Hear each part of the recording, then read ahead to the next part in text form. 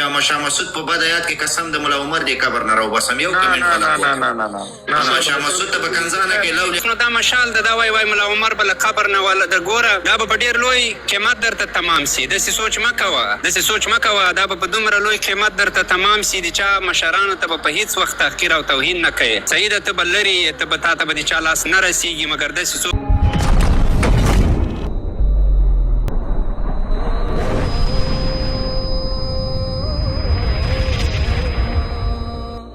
د خپل امیر د اطاعت په خاطر د احترام په خاطر دوی د اطاعت خبره دغه کې من کار نه لرو او بیا هم زه خپل ځاني والله افرین ور باندې وایم چې دوی دومره مینه خپل امیر سره لري خپل مشر سره لري خپل رهبر سره لري چې داغه خالد دومره ورته ویل چې ادارو ته موبایل نه راوړي دلته نشي کېدای چې تاسو مشتری ناست دی داغه د پیژن پاڼې د پاسپورت د نکاح خط یا د تعلیمي اسناد دي او تل په واتس اپ په نور شنو کې خبرې کړي افرین په دسي اطاعت باندې کوري ودان خدا خو یو مسله ده بل مسله دا زه تاسو وایم چې ګوره ته د دې خاورې د جغرافیه مالک دغه کسان چې ته شا ولاړې دوی وار لمخې خائنان جاسوسان قاتلان کابل ورانونکي معرفه شوي دي دا د برنارد د کتشه دغه یو پایما ګوره زیلاندې میوټ کوم او کنځاوي راته کېږي د څنګه کې مسناز دغه ویني د غزیر سند ورشل دي دا زیر سند ورشل دي دلته لاندې کنځاوي کې چې شاه مسعود په بد آیات کې قسم د ملا عمر دې قبر نه راوباسم یو کمنټ ولا شاه مسعود ته په کنځانه کې لولي افغان کوس لاندې کې موږ باس مخره په موږ زیر سند ماشاءالله ګوره خدا خبره ده کنه ګوره تاسو ولې دا کار کوئ تا مسعودیات که زه ملا عمر یادوم د ملا عمر رحمه الله د کور سپیته د احمد شاه مسعود ټوله کورنۍ نشي رسېدی مشاله وروره په دې به بیا ته وروسته انشاءالله پوه شي اوس ته په جذبه کې په ځوانۍ کې ډېره بښنه غواړم زه اوس د دې بحث نه دومره پوه شولم چې لکه ما مخکې هغه وطن دوست زازی خو تاسو ته وویل چې هغه اول باید خپل ځان ثابت کړي زازی ده او د بشار بحث نه دا معلومیږي چې دی د سره د موږ بحث کول ګټه نه کوي ځکه دی وایي چې موږ دا نظام چپه کوو که نه نو موږ دا ورته وایو چې تا ته د خدای دا زور درکړي چې ته میدان ته سي خو مشال صاحب خدای دې دا غیرت په تا کې پیدا کړي چې ته خپله میدان ته سي یوازې په میډیا کې بیا خوند نه کوي که نه چې ته بس لاسونه ورته ټکوي او د جمهوریت په وخت کې ما ته لیدلی وې په همدغه میډیا کې ناست وې او اوس هم ته مثلا په همدغه میډیا کې ناست یې نو خدای دې هغه وخت راولي چې ته خپله میدان ته سي موږ به یې ومنو بلکل نوش جان دې سه که دا نظام دې را چپه کړو که حکومت دې را چپه کړو که هر څه دې وکړل مسعود پسې لاړې په بل پسې خدای دې وکړي چې عاصم منیر پسې لاړ نه سي ځکه چې امریکایانو پسې تلایس وای د امریکایانو اشغال ته اشغال نه وای عاصم منیر خو بیخي خو ډېره هغه لا وایي چې زه د قرآن حافظ یم که نه یعنې چې ته د ټرمپ ملاتړ دې کولی سوای د اوباما دې کولی سوای د مثلا دغه بل څه بلا و د هغه دې کولی سوای د امریکایانو عسکر د افغانانو په کورو باندې زغملی سوای چې پرې ورننوتل تا ته هېڅ خبر هم نه وه بېعزتي ته دا 5 کاله ښه 5 کاله بېعزتي نه دا 5 کاله د عزت وخت و چې افغانانو تېر کړو 5 کاله نه مخکې د جمهوریت په وخت کې بېعزتي وې چې د امریکایان د افغانانو کورو ته د شپې ورتلل او د تا همدغه عسکر به یې په دروازه کې ورته ولاړ و امریکایي به د افغان خو و د تا که مخالف و که هر څوک افغان خو و صحیح ده طالب د تا کور ته خارجی نه در راوستلی نه در وستلی ده حتی تر اوسه کېدای شي خپل هم نه درغلی خو که درغی هم خپله درځي که نه خارجی ولا که درولي نه ولا که پنجابی د چا کور ته وروستلی نه ولا که بل خارجي د چا کور ته وروستلی هغه پنجابیان چې په پنجشیر کې تا ویل هغه پنجابیان اوس خپل همدغه احمدشاه مسعود او رباني راوستلي وو او بیا طالبانو ته پاته وو همغه عربان هم دوی راوستلي وو همغه پنجابیان هم دوی راوستلي وو عربانو ته پاسپورټونه هم دوی ورکړي وو پنجابیان هم د دوی پنجابیان وو مسعود ته خپل نوم پنجابیانو انتخاب کړی رباني پسې تیاره لګلې وه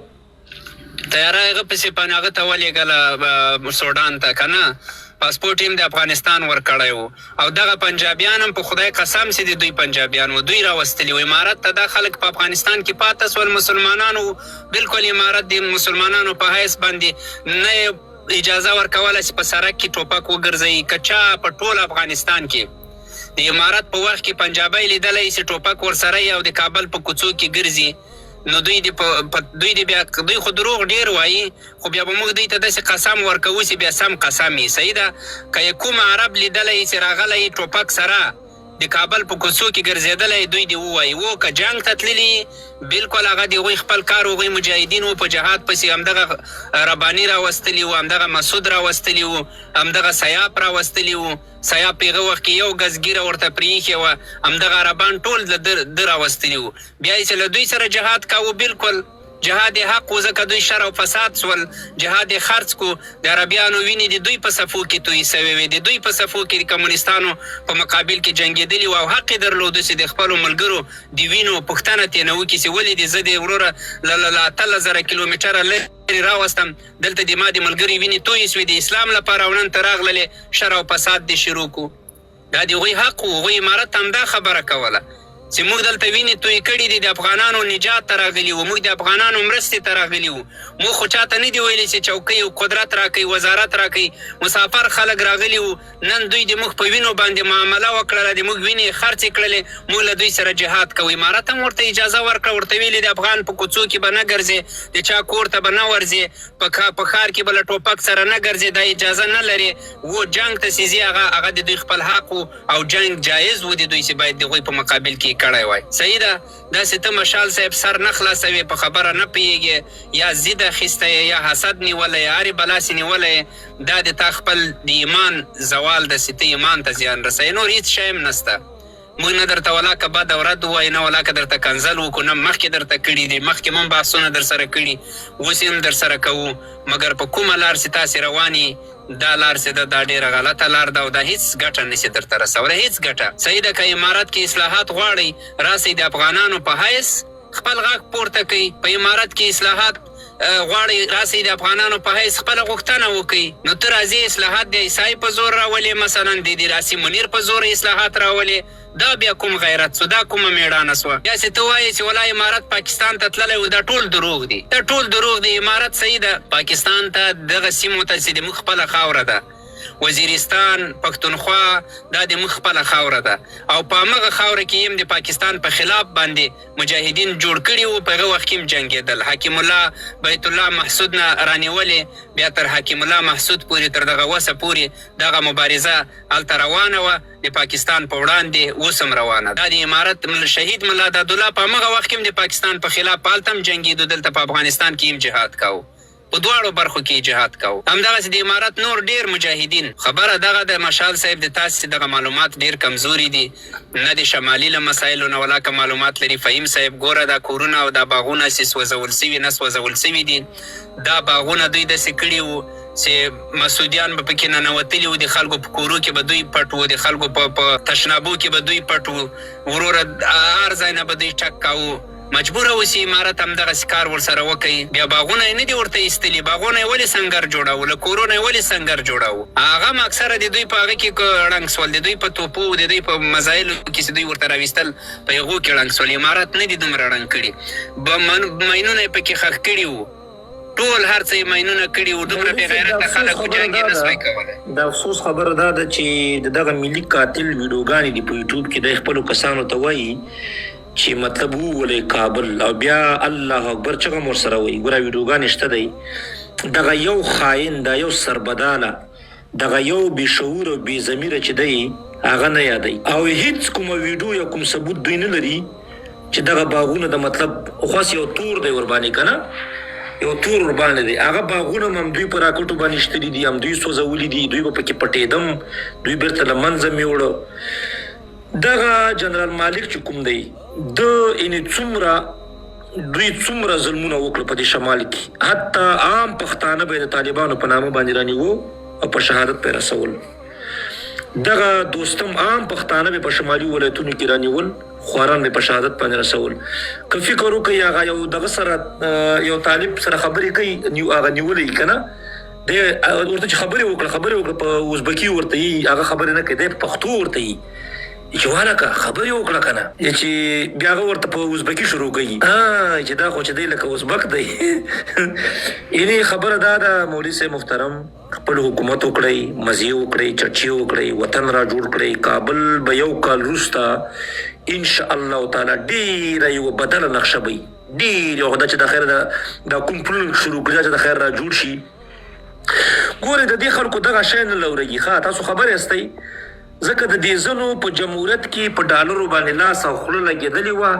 په فحاشۍ او په کنجرتوب باندې چې د دوی خوله لګېدلې وه، نو دوی اوس وایي چې دا څنګه دا خلک خو موږ چې دی بېسوادان معرفي کړي وو، دا خو موږ د دولتدارۍ او د حکومتدارۍ په چل نه پوهېدونکي معرفي کړي وو. دوی څومره ښایسته حکومتداري کا، دولتداري کا، امن یې راوستی دی نړیوالو سره چې دی، مطلب دوی هغه دی په څومره ښه طریقه باندې تعامل ورسره کا. خو که دا دومره اوس د ډیپوټیشن مخالفان دي، زه د ولسمشر غني یعنې مطلب زه ډېر باندې خفه کېږم، ډېر احترام ورته لرم او رایم هم ورکړې دا انتخاب کمپاین به م ورته کړی دی. اول تړون خو ده وکړه میرکل سره، د افغانانو د وتو تړون خو اول ښاغلي غني وکړو، دغلته په مونشن کې ورسره وکړو، وایي نه کړه لاندې فاسقانو فاجرانو په کال 2015 کې کېنئ غلی شي زم پېژنم سباونه کېنئ ثبوت لا شمله په یوټیوب کې وګوره، دلته بیا ثبوت غواړي، دلته بیا ثبوت غواړي. او چې موږ درته وایو چې راشه موږ ته وښیو ثبوت چې د امارت کوم مشر دوی سره تړون کړی دی، هغه در سره بیا نشته دی. ښکاره په مونشن کې هلته پرس کانفرنس یې ورکړو، ته راوړه موږ ته ثبوت. فهیم صاحب ګوره که د تا په یاد یي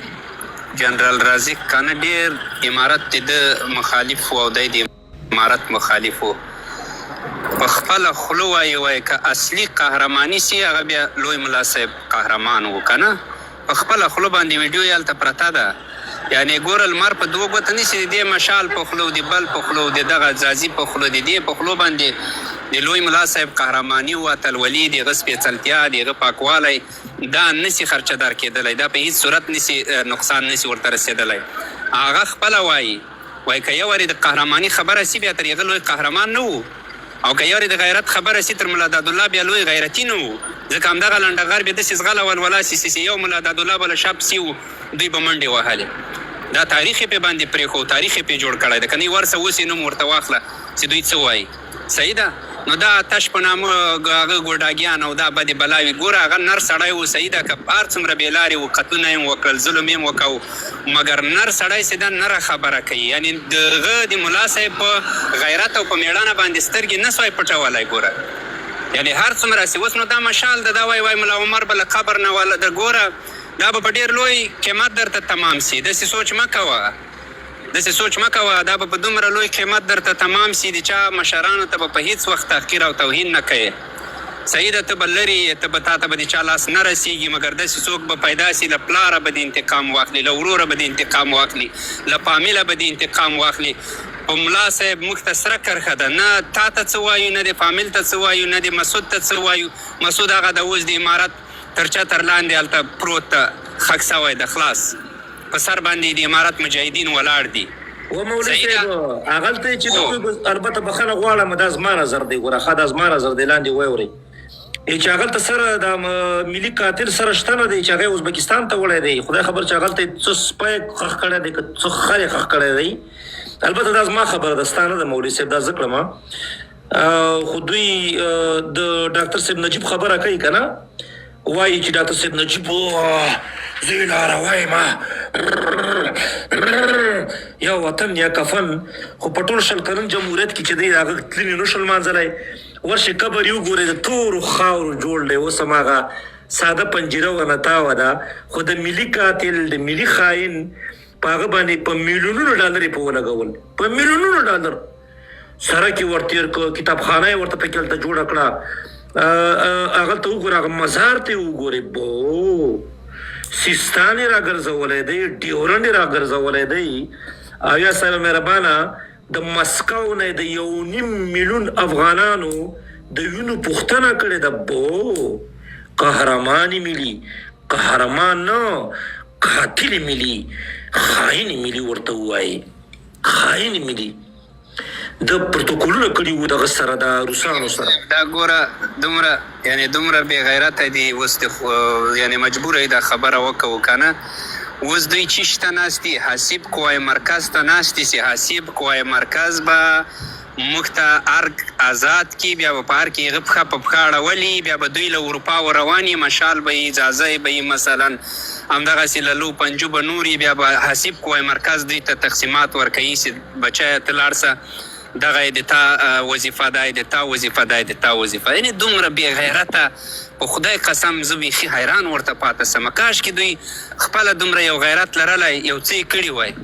صحیح ده بالکل نر دښمني بس نر مثلا هر څه چې کوي تو خدای هغه غله ته هغه د کابل د بکسو غله ته د ښځو دستکولونه یې غلا کول هغه غله ته هم اوس دوی هیله پیدا کړې چې هغه به راسي اول پخپله ګډېده مولوي صاحب محترم اول دا حسب کوی مرکز پخپله ګډېده بیا د خپل هلکان ګډول ویډیوګانې شته دي مونږ هلته ورشي وګورې په ټیک ټاک ټویټر او په دې شیانو کې بیا هغه وایي ما له خپل پلار له مور سره له ښځې سره یعنې له خپلې مور سره مې زنا کړې ده نو هغه به بیا